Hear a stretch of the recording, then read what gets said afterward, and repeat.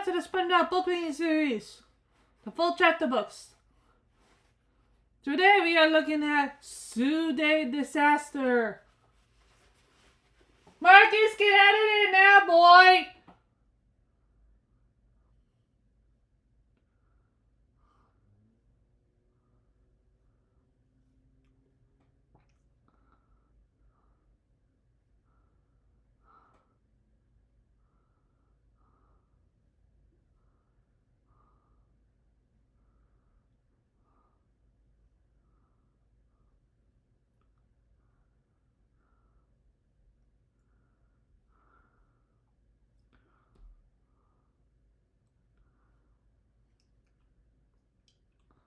So, anyway, Sue Day Disaster.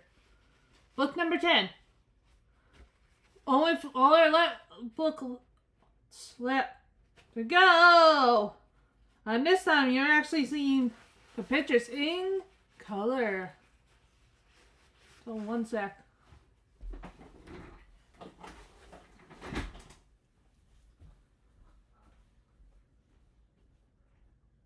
No.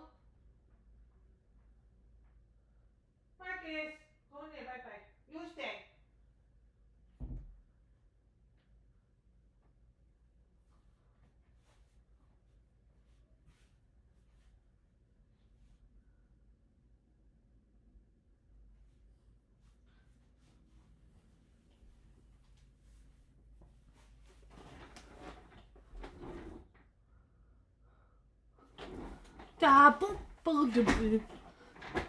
We are not sponsored, by the way, by the Beatles. Chapter 1. It is annual free day at the Bikini Bottom Zoo. Just everybody in town was just having fun, including SpongeBob's greedy boss, Mr. Krabs.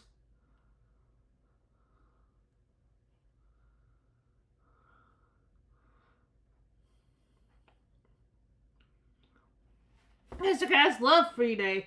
On free day, he could get all kinds of things without spending any of his beloved money. Wearing a big black mustache as disguise, Mr. Krabs grabbed everything he could.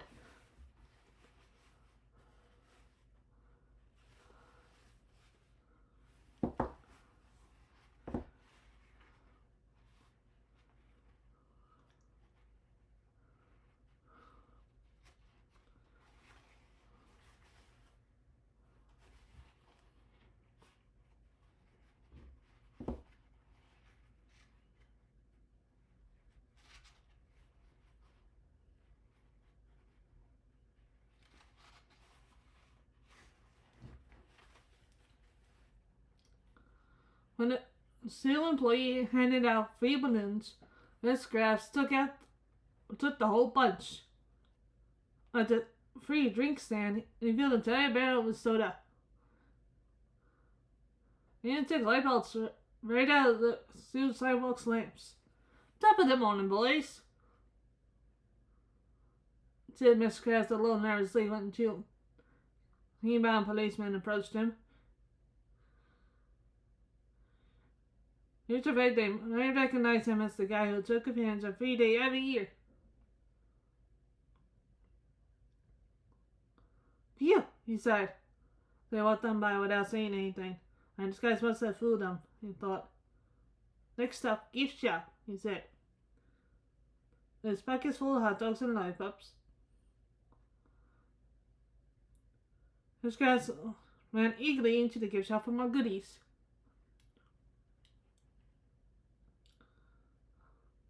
One of them noticed Christopher Boss and sees his friend Patrick headed for the zoo's magnificent oyster stadium. He was still excited about seeing Canoe, a giant oyster. Not only is he the largest oyster held in captivity, he explained to Patrick, he also does tricks. Wanda took off his 3-day helmet, meaning and spoke in a loud, nervous voice. He spins a giant pearl 100 feet in the air like a candy ball. Now SpongeBob pretended to eat the giant oyster. He went up to his hat, stuffed it in his mouth, chewed a little, spat the beanie high in the air.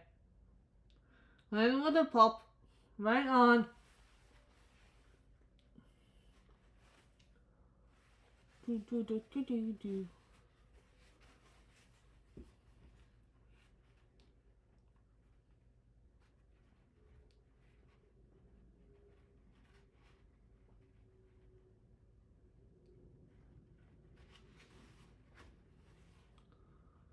Look, it's ice cream cone.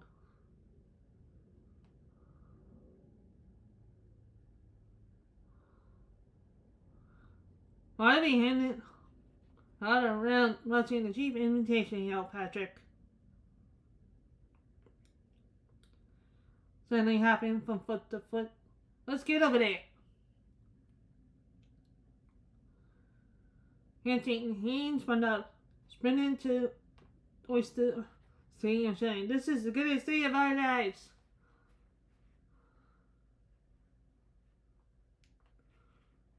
But when they reached inside the stadium, appeared down in Clemuse arena, the giant oyster was sleeping soundly.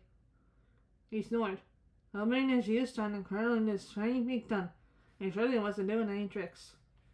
"This is the greatest day of our lives," asked Patrick, hanging on the red rope that kept visitors from falling into Clemuse pit. Boring.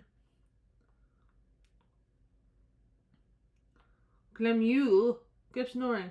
Bubbles, also Michelle, had a low, humbling snore.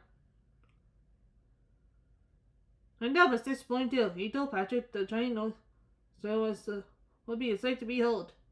And now it was just lying there sleeping. "You're right, Patrick," he said. "I can't just see." Humdog switched back to his announcer voice. "Riddles, 100 feet in the air." He pointed.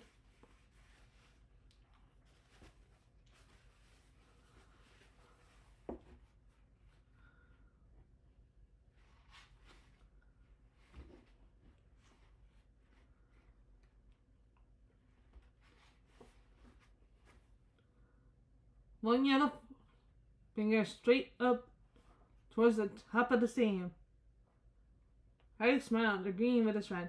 "I'm trying my oyster call," the Honda. He raised his hands to his mouth and opened wide. "Ooh la, ooh la, ooh la, ooh la, la, la." Clemule kept on snoring. Honda turned to Patrick helplessly. He was giving it his best shot, but his oyster call hadn't worked at all. Patrick looked bored. "Well, man," he said. "Thanks for nothing, SpongeBob." Patrick walked out of the stadium. Honda sadly lost his friend Go. This day wasn't turning out the way he planned at all. Media Disney was supposed to be fun, not boring. But it was supposed to be the greatest day of their lives. And he knew he had to do something to save the day.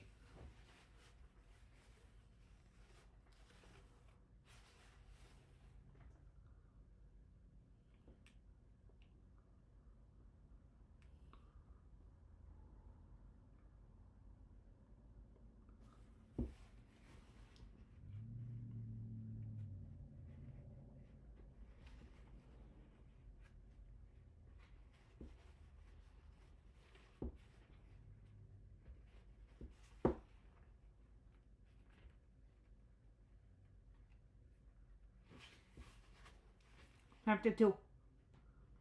Honda stared at him mistily in the giant oyster. Come on," he said. "Wake up already." Well, Clemule kept snoring. And SpongeBob got an idea. He pulled back out peanuts out of his pocket. And he picked one small peanut and looked around to see if anyone was watching. The coast was clear. He held the peanut high over his head, then lifted at the giant oyster with a grunt. Bounced harmlessly off the rough purple shell. Camus stirred and opened his mouth and made a puzzle sound.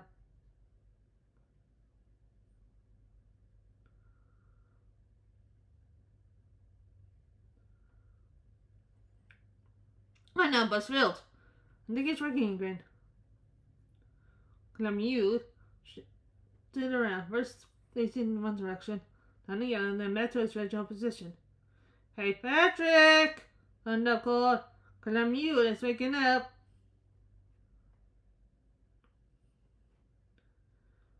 I took a race back into the arena. Oh boy, he shouted, I missed it. Oh no, sir. No, the show is about to begin, he said confidently.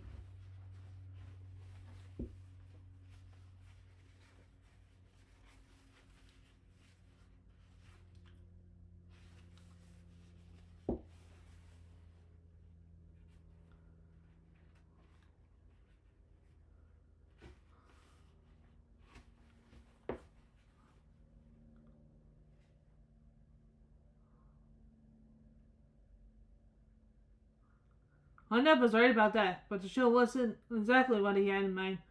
Instead of performing dazzling tricks, Camus opened his gigantic mouth and let out the loudest sob anyone had ever heard. Wah! He cried.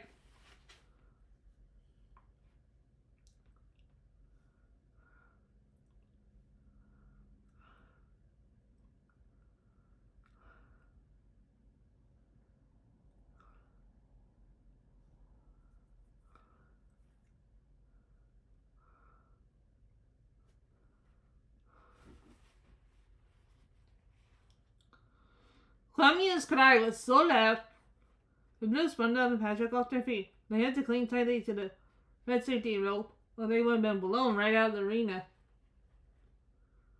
As Camus cried and leaped around his pit, two zookeepers ran in to see what was the matter. One of them carefully walked up to the giant oyster, had the shell ringing sternly, said, Easy now, it's me, Joe, remember?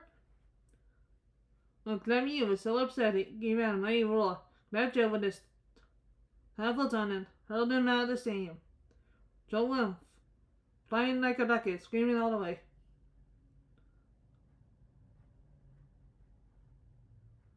Finally, I did get spun up. Now this is a show, he said. Clutching his bag of sleeping, and SpongeBob looked worried. Outside the stadium, a loudspeaker played forth a warning to everybody. Pardons.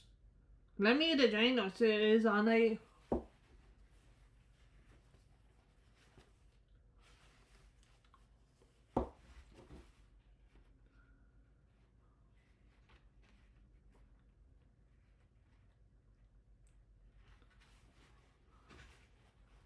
rush on rampage. He screamed and ran around circles. I once screamed and ran around circles. They even let go of their free balloons so let them float away. Thanks for coming, said the friendly voice over the loudspeaker.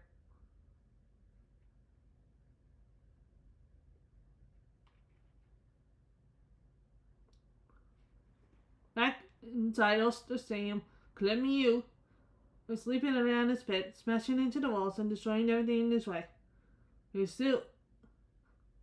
was also still crying very loudly.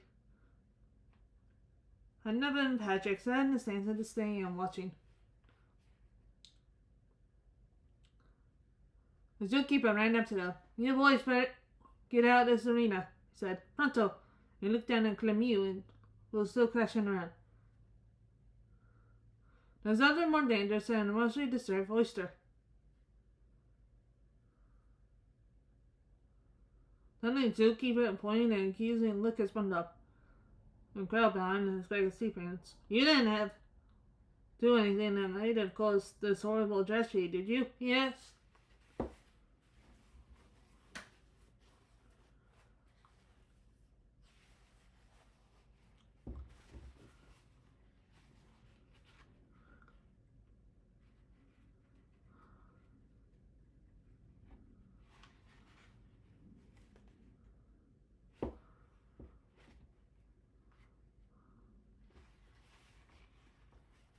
said SpongeBob.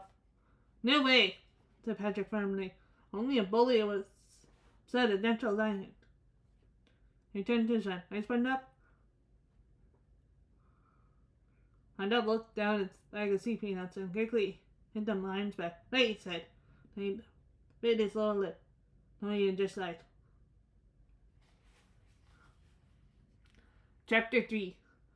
Okay, Clem lit huge sheets of metal from the walls of his pit and shook them back and forth. Underman and Patrick took the silky piece of ice and left to see him. And they walked out of the zoo. People ran past them screaming. Smoke rose from us to see him. And even from other buildings in the zoo. And Patrick wasn't scared, just mad. Man.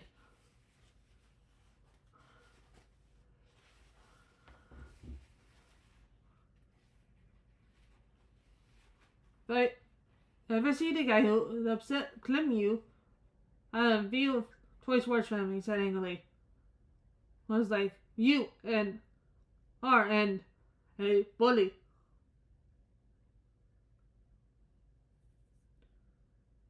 Soon they reached one dust sidewalk. Patrick asked, are you sure you didn't see anything suspicious? But I said I didn't, Patrick. Sheesh! Yelled SpongeBob, and then towards his front door. Now, this is our first date. Patrick, he had an idea. Hey, he said excitedly, let's make this climb and catch our own life with its front ball. Right up and feeling guilty, SpongeBob waved his hands into the air and waved them. Give it a rest, Patrick, he shouted. There's no time to investigate. Now go home. SpongeBob went into his house and slammed the door behind him. The evening and stood with his arms folded in front of him. Stupid Patrick, he said. I didn't do anything wrong. Trying to be his usual mystic self, SpongeBob told himself that everything would be just fine. Well, what am I getting so worked up about, he said smiling. I'm sure by tomorrow this whole ugly mess will be a funny memory. Busting out a little trouble. He sat down.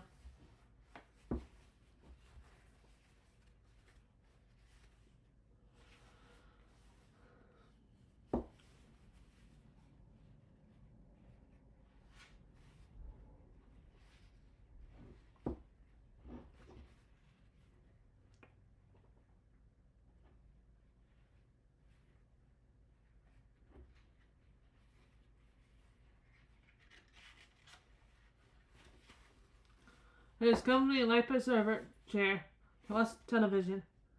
He sat back and clicked the remote. The Keating Bad News came on. When he heard what the newscaster was saying, he sat upright in his chair.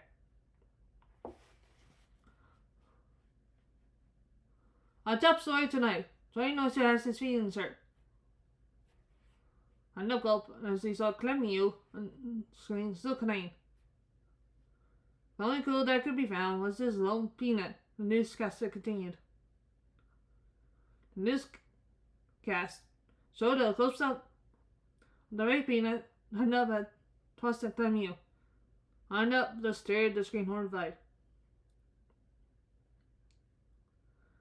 And as you can hear, said the newscaster, the oyster continues to emit its horrible cry so powerful it can be heard around the world. The TV show pictures of people gathering names all over the planet. But now, Egyptian pyramids, Dutch windmills, and Taj Mahal in India. A guy that not only breaks the sound of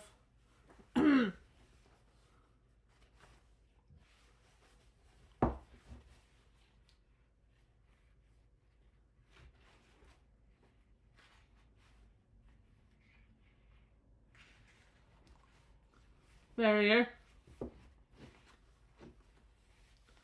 It breaks the hearts of his citizens, said the newscaster as the beginning mother and children stopped by Clemius pit. I not could scarcely believe what have you seen? The newscaster finished his broadcast by asking, "What kind of clue could this evil person that looks like that one of Neptune's gentlest creatures?"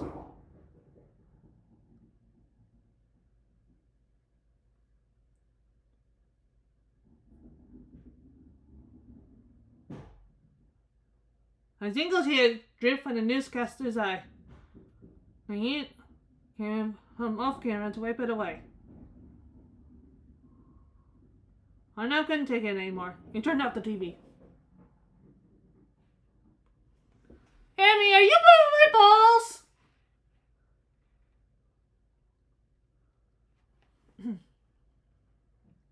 "Meow," asked Gary's pet snail. "Ah!" Screams went up. Then he regained his composure.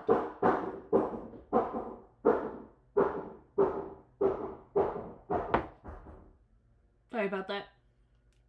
Then he regained his composure and paced snail. "No," Gary said forcefully.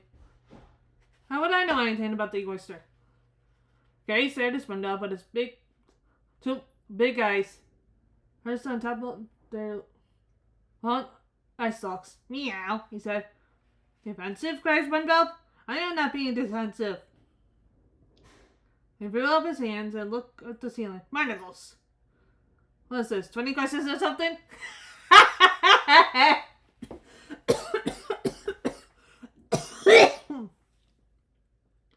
Well, it sounds like it. Yeah. 20 questions. Ah!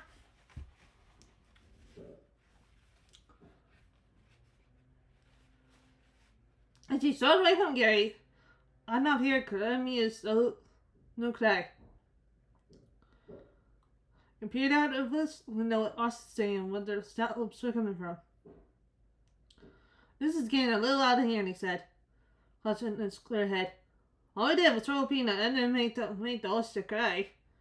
I just wanted to see maple form had taken a stance."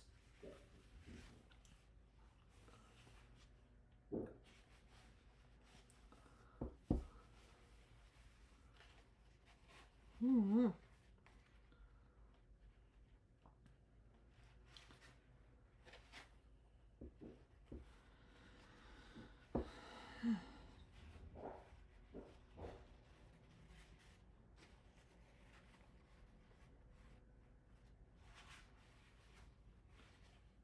I know, one of hands. "Oh, everyone's gonna eat me. I need some advice."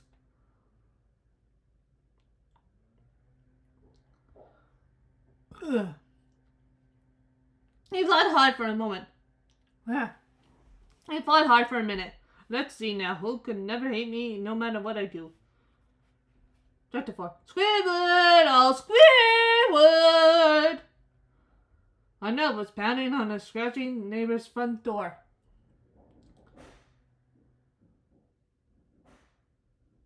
He sure Squidward liked him so much that he would never hate him no matter what he...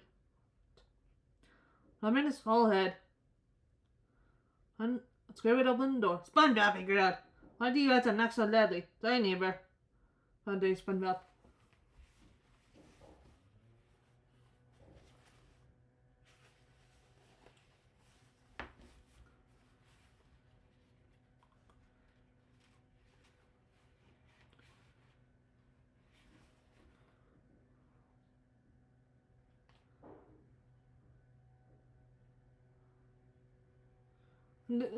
Camille was crying. Whenever Arnett Squidward rubbed his temples with his tentacles.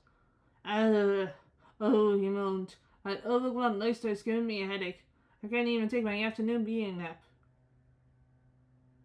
Arnett laughed nervously. "Funny thing you should mention that old oyster." For a second, he thought telling Squidward the whole truth. But then he saw Squidward running grumpily. Arnett decided maybe he'd better be a little more discreet. Indirect. "Let's say I know this guy," he continued uneasily. "May have something to do with the oyster crying." Scribbit will look thrilled. You mean you know the guy who upset Clem, you? He asked eagerly. Unup swallowed hard with a loud gulp. Oh, this is great, explained Scribbit. You and I can go turn it in. No, get so much sleep. I'll be gorgeous. This was not the reaction Unup had been known before.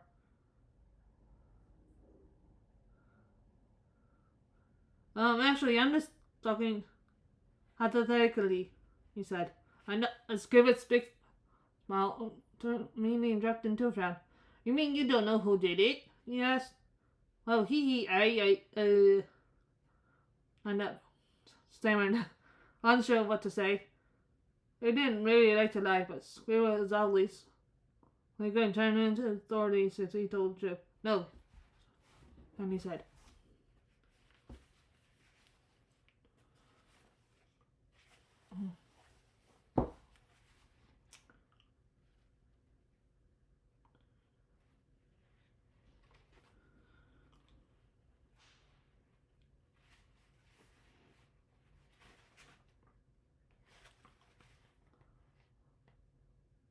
Scribbit slammed the door loudly and spun out his face.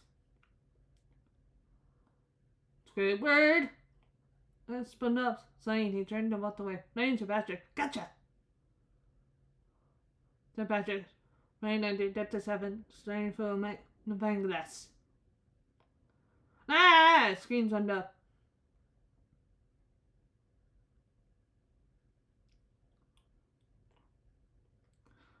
But Patrick didn't seem to be speaking to SpongeBob. He was looking for his magnifying glass, something tiny on the wall to Scribbit's house.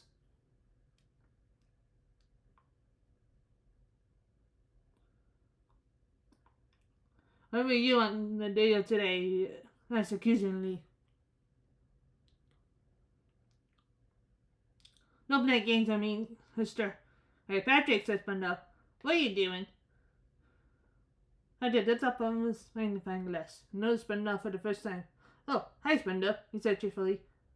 And let's continue my investigation of the Sudday disaster. And that's right, I started to twitch. He said, Fatas, have you found anything? Yes, saying Patrick confidently then. Yep.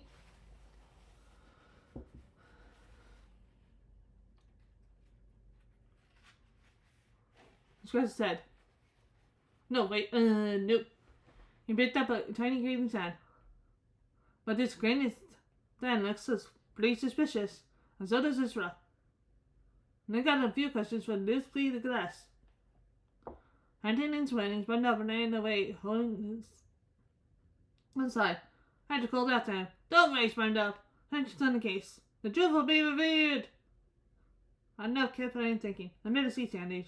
Don't know what to do. Tried to pipe. Janie King Ball's only land squirrel, so with her finger stuffed into her ear, she was trying to pluck out the sand and climb east English skies when it wasn't working. Oh, she cried. I can't take it anymore. I'm standing anymore. The poor critter. What kind of...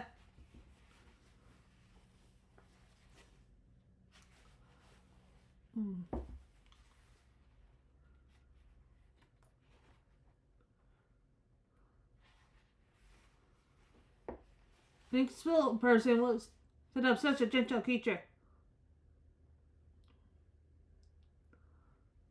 They know Waterfield helmet. Sat on a log and Sandy street him, placing the little finger on the log with a finger. That's kind of what I wanted to talk to you about, Sandy, he began. Sandy interrupted him, speaking angrily with a fist clenched at his sides. Why, when I find out who caused that oyster so much pain, she said, then we're higgity-poggity. Sandy was so mad she ripped a copy of the pink book right in half. Now, she said, calming herself. What is it you wanted to talk about, SpongeBob?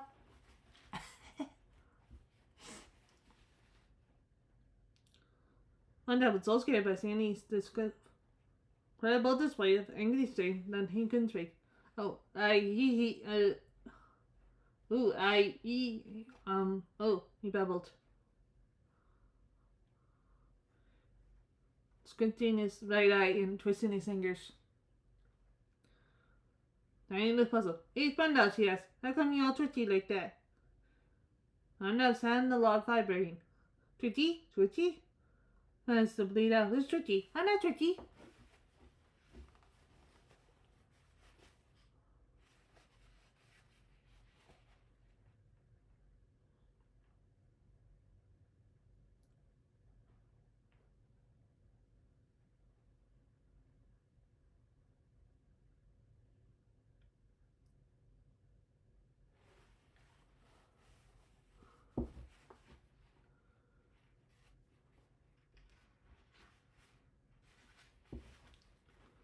When jumped to his feet, he had to get out of there.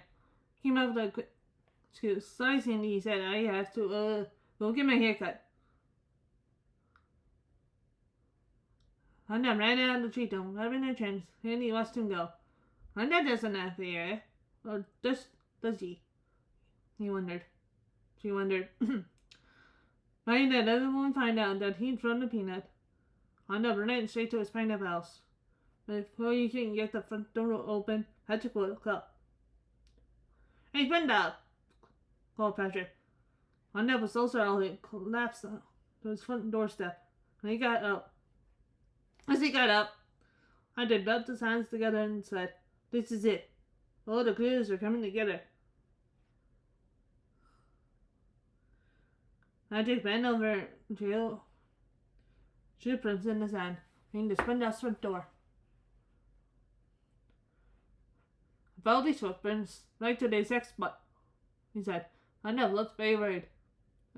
And then, Patrick continued, right where you're standing, I found the bag of peanuts. Ha!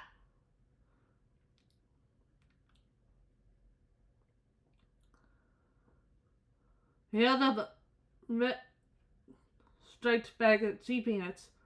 SpongeBob gritted his teeth and shook with fear.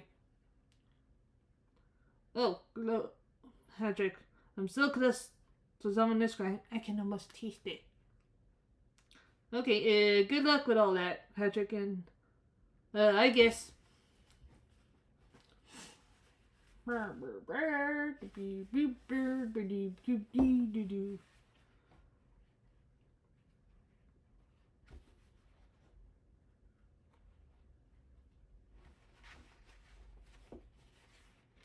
I'll see you there, said SpongeBob, trying to sound innocent.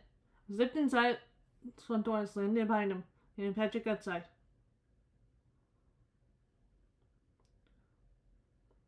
Inside his house, SpongeBob just stood there, trembling.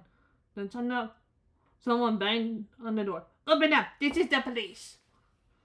Chapter 6. When he heard the police, SpongeBob was so terrified his eyeballs popped out of his head and rolled across the floor. Just a second, he said in a high voice and gobbled around trying to find his eyes. The two policemen opened the door, flashing their badges. Are you SpongeBob SquarePants? He asked. Another stood there, holding his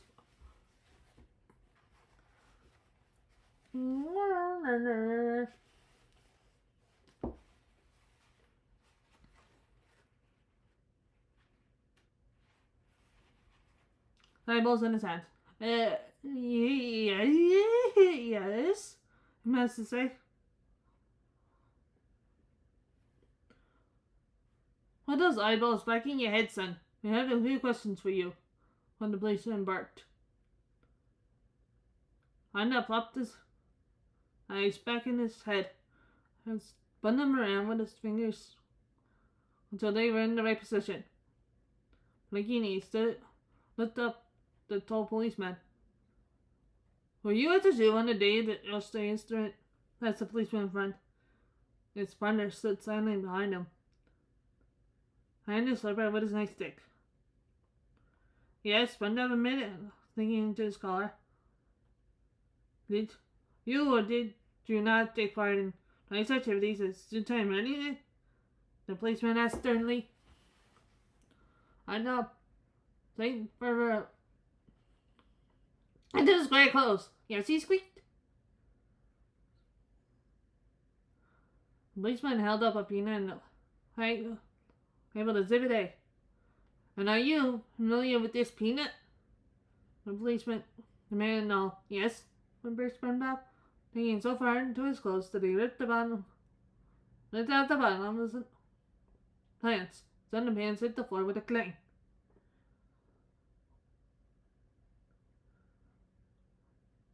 Just one more question, said the policeman. Hondo stood there, shaking and biting his nails. So the policeman was about to ask him if... Uh-oh!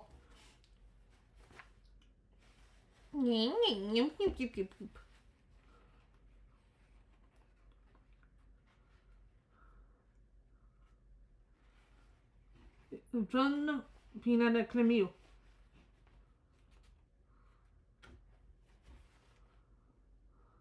What would be the punishment for such a terrible crime? Since you had to list this layer with a Mr. Patrick Star? Asked the policeman. Yes. Whale spun up. Yes, it's all true. The marionette, the peanut, the Patrick.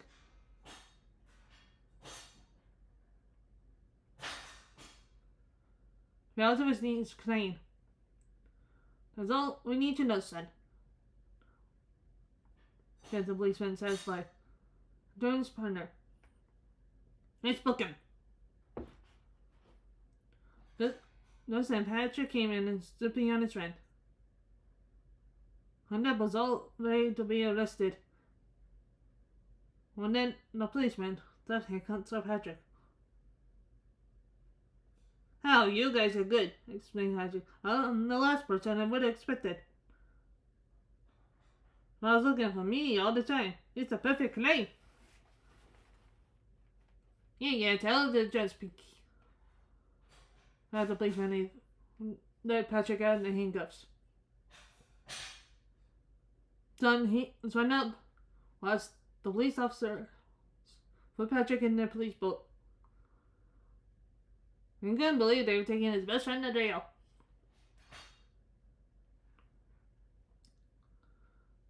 Oh no, he cried. Patrick's too sensitive for the big house. As the police boat sped off with his family, went out chased after it. Wait! Stop, he called, pulling up his hands. I'm the one you want. I'm the criminal.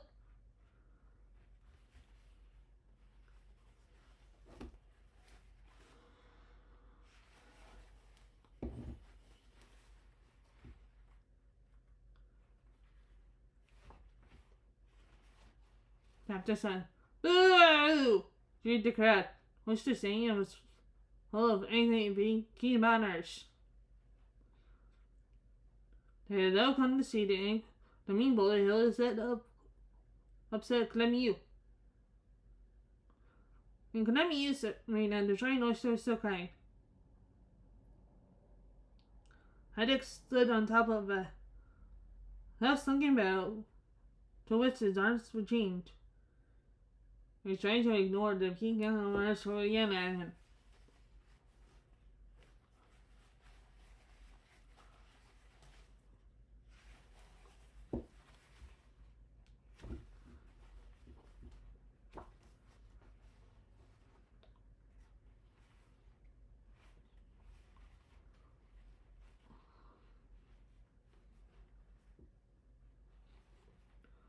One especially angry driller spoke up.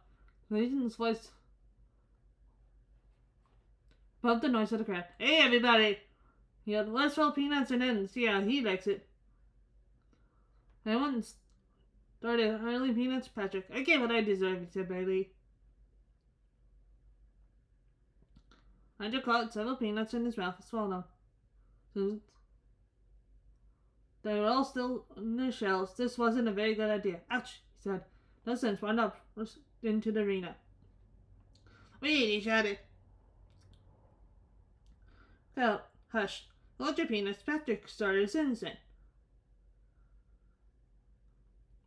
Up strolled purposely over into the center arena and on top of the hanging up. I'm coming in to reveal the truth, he said.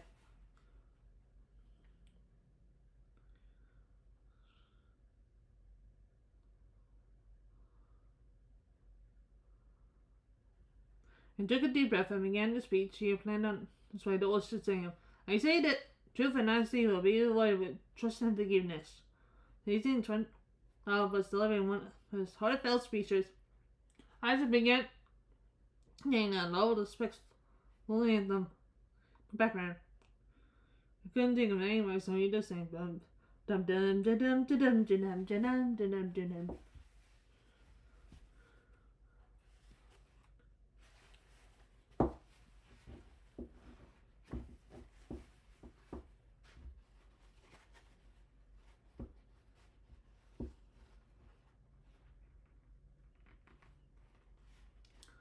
I made a lay my cards on the table, so Ralph continued earnestly, and shooting the branches of sunshine from the tree life.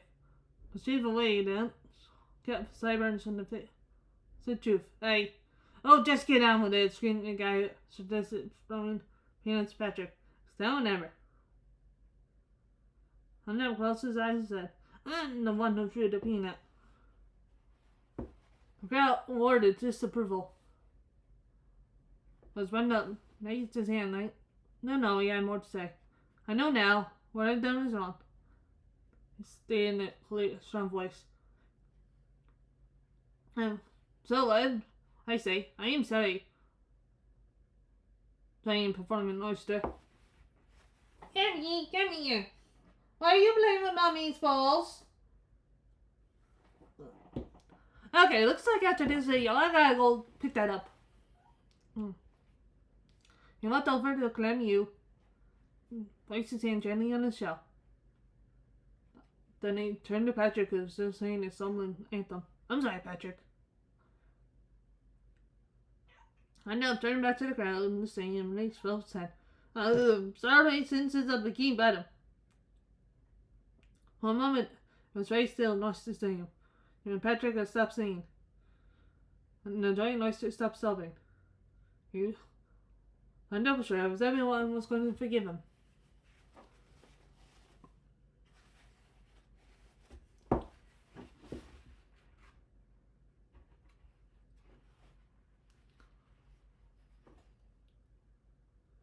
In the face right now. Hey, let's throw peanuts at both of them, cried the guy who thought throwing peanuts in the first place. Patrick yelled angrily. Wait, shouted the zookeeper. He's the real criminal. The dragged Mr. Crasher was still wearing his thick mustache into the arena.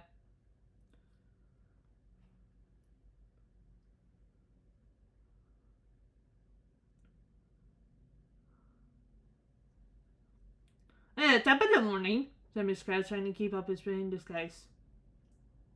But when he spoke, the black spot mustache fell off.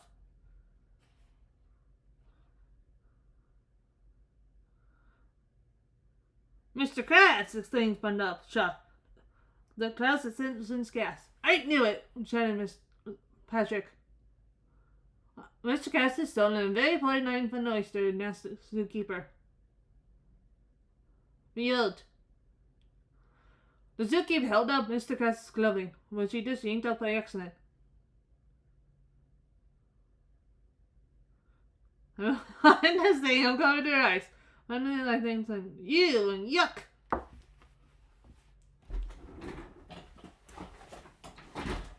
Emily!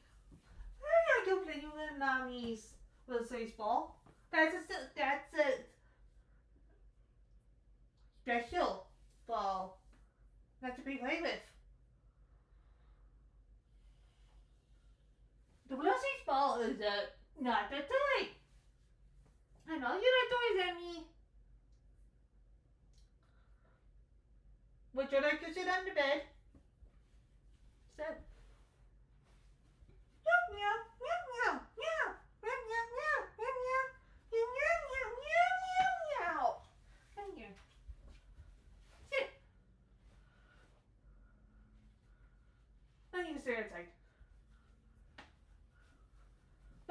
mommy's balls. Emmy? Emmy! Don't play with a real size ball.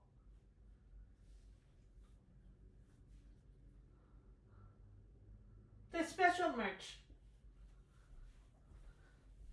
Okay. Now my cat's good. She was just playing with my groceries. My New York Yankees Little States baseball from 2009. Wait a minute, said the zookeeper. He gave Mr. Cass's clothes back. Noticed it. Shiny ran. Light object held high in the air. Bill, the oyster squirrel.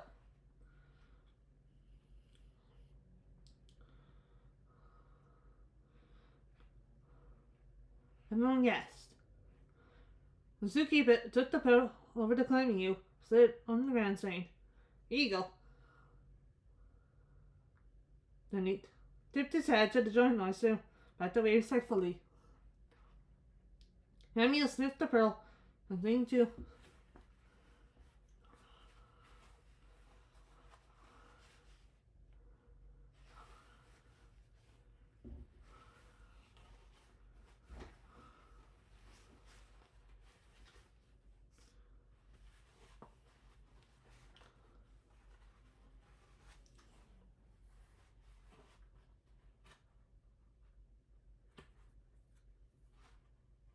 Recognize it.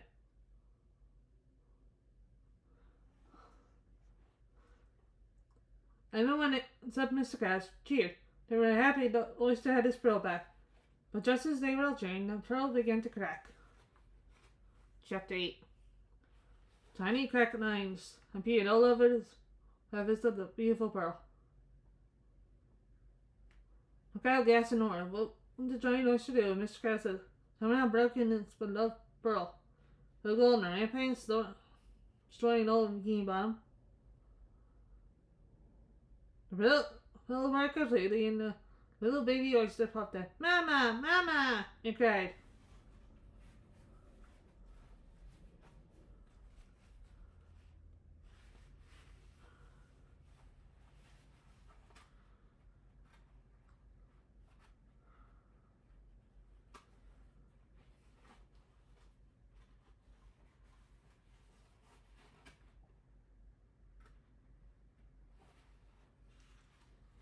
Mother of pearl, says Brenda. Meaning, the oyster's the mother. And Mom now realized that Clemia was a girl, not a boy. And that pearl, Snow Pearl explained, it's an egg. The shiny ball, he was right. The shiny ball that everyone had soon was a pearl was actually Clemia's egg. Another giant oyster had a all stirred of its own. The baby ran over to his giant mother and wobbled. Mama! Again. Clemia. Read her baby. He jumped up onto Clemmy's back. Clemmy smiled. She and the baby clearly loved each other. Aww, sighed the crowd. During the touching moment between oyster and child. And one of them turned their heads and glared at Mr. Krabs, so it was still an egg in the first place. Upset on Clemmy and making her I told out none. His grass struck. But it's free day, he protested feebly used. Yeah, covered in peanuts.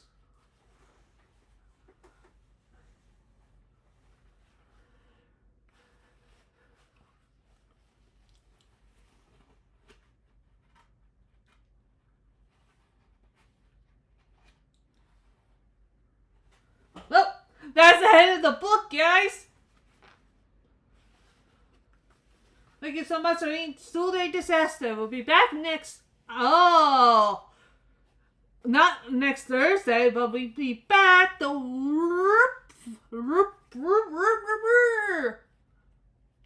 On October 29th, Tuesday, with Mother Knows Best. We'll see you guys then. Goodbye.